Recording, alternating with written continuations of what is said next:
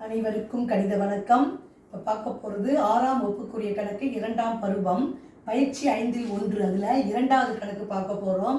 பின்வரும் மரவுரு வரைபடத்தை எண்கணித கோவையாக மாற்றி எழுதுக.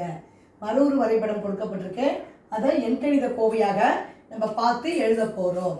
முதல் கணக்கு பாருங்கள், 9 பெருக்கல் 8. முதல் கணக்கு ஆன்சர் என்ன? 9 பெருக்கல் 8.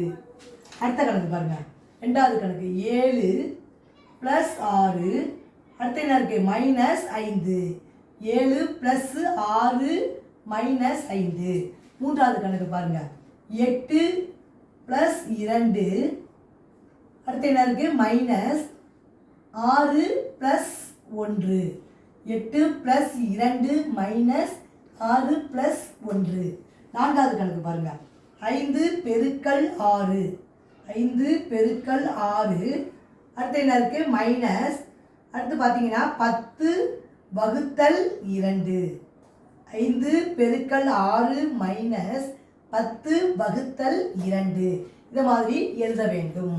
புரிஞ்சுங்களா?